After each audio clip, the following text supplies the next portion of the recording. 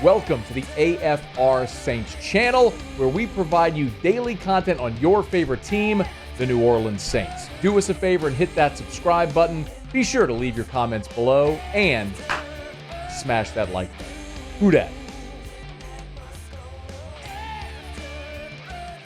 The Saints are going to play this weekend. Obviously, the Cleveland Browns are coming in. Saints trying to make it 2 in a row after they bounced back from their 7-game losing streak. First game under Darren Rizzi. What'd you think of, did you watch any of it last Sunday? I did. I don't believe you. No, I did. Okay. I did watch. What'd you think? I mean, I don't know where that team's been all year. Thought they played inspired. Like you said, they probably would have that, interim push or kick, the bump, or whatever, interim bump. They played inspired, were flying all over the place. I mean, they did. They looked like a team that wanted to play football. And the flip side of that, the guys on the other side of the ball did not look like a team that they really wanted to play football. And it always starts with the quarterback. Yeah, they did. No, man. The Falcons outgained the Saints. Cousins, they doubled them up in rushing total. They were good. The Saints, Younghoe Koo missed 2 field goals, and Saints blocked another one. Saints made some plays late. Tyron got the pick. Chase Young got the strip sack. It was one of those games where you look up and you go, how did we lose? That's what Atlanta's doing. That's what the Saints did for the bulk of the season. The Saints are still flawed. They're not a very good team, and we'll see how it goes. I don't know that they have 3 more wins the rest of the way, but this is one they can get with Cleveland coming in. They can beat Cleveland. So there's a piece up at ESPN.com.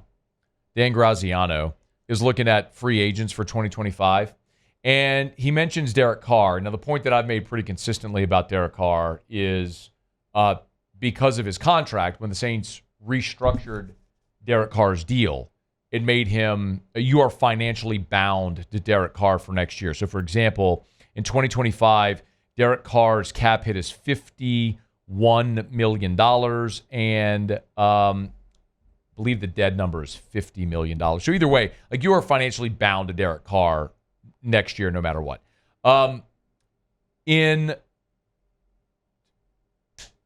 So he's got $10 million fully guaranteed roster bonus for next year, and a clause that guarantees his $30 million in 2025 salary if he's on the roster the 3rd day of the league year, so this spring. So essentially, if the Saints are going to move on from Derek Carr, they'll know it early. The problem with, they're going to give him $10 million no matter what. Right. He'd have an even bigger number if it's the 3rd day of the league year. So there's no post-June 1 release here. They would know early.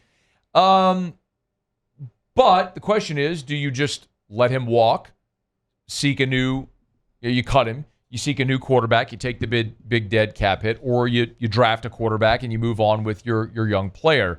I don't know, man. It's Dan Graziano presenting it, so it's a guy that's very well connected in the NFL. He's an ESPN NFL reporter, and y'all know how I feel about it. I mean, Derek Carr just isn't a winner. I mean, this isn't my opinion. I mean, he's been the quarterback of 2 winning teams in a decade in the NFL. And one of them was last year when they were 9-8, and they only got there because they won 4 of their last 5, and none of those games came against a team that finished with a winning record. Derek Carr is just not a winner. I'm not just trashing Derek Carr. He's a good, serviceable NFL starting quarterback. You're just never going to win anything of significance with him. So you identify it now. If you're moving on as an organization, you do it. I would look at it this way and say, would you rather have Derek Carr draft your franchise quarterback this year, let him sit for a year behind Derek Carr while you're paying him $50 million against cap anyway? You might as well have him on the roster. Or do you cut Carr, draft your franchise, and let whoever that is take their lumps in 2025 and hope you keep getting better? You're paying the entire, you take the entire cap hit, even if you cut him? Yeah, because I believe it's the dead cap number next year is $51 million. So either way, that money's counting against your cap, whether he's there or not. Does that cycle off the following year? I'd have to get the full details of the contract. That's a bad deal. Yeah, that's a bad deal. Ooh. I mean, that was the whole point all along. Yeah. It's why I didn't want them to restructure his contract last year, and I understand that they were going to do it and why they were going to do it. So for 2025, his dead cap number is $50 million. For 2026, the dead cap number is $28 million. And in 2027, it's 17, then 5. So he's going to be on your books in some capacity through 2028. But the problem is, but so you look at 2025, for example, the cap hits 51, the dead number is 50. So it's what and what. You look to 2026, the dead number is 28, the cap hits 61. So Derek Carr is not on this team in 2026, period. Like, if you did, you'd have to redo a whole new contract, and they're not going to do that because he stinks and he's 34 years old. So, or 32, whatever he is, doesn't matter, he stinks. So he's 33 right now. So the point is, you got one more year financially bound to Derek Carr. Like, he'll be on the roster, I think, next year. But Graziano's saying maybe they just eat the $50 million and cut him anyway and move on to the next quarterback. I mean, personally, I would say keep him around so you have a veteran and you're not forced to play the young guy. Because we see so many young quarterbacks get wrecked because they play so early, their confidence is shaken, and they don't come back from it. Yeah.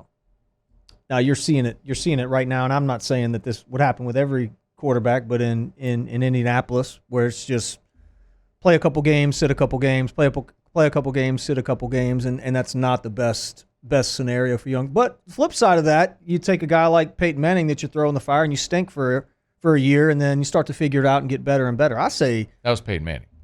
Yeah, I say you cut bait and get the guy in. If you want to go sign a veteran that can come in and go get the redheaded guy. What's his name?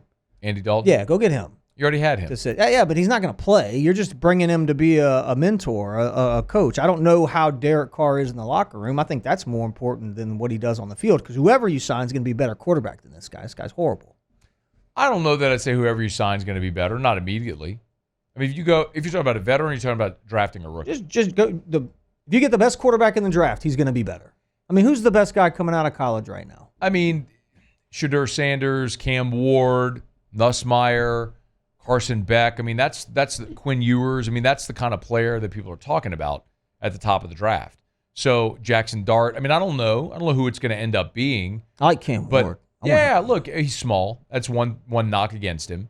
But I mean, I'm not saying, look, long-term, any of those guys could have a higher ceiling because we know in year 11 what Derek Carr's ceiling is. Just a mid-level quarterback. That's what he is. He's a mid-level starting quarterback. You draft one of those guys, it could be a kaboom. Or you could draft Zach Wilson and have a total bust. So, but you don't know. But I'm for it, man. I'm for drafting a guy you think could be your franchise. Anyway, interesting take there from Dan Graziano. Hey, thanks so much for watching. Please leave your comments. I love to interact. And be sure to hit the red subscribe button below.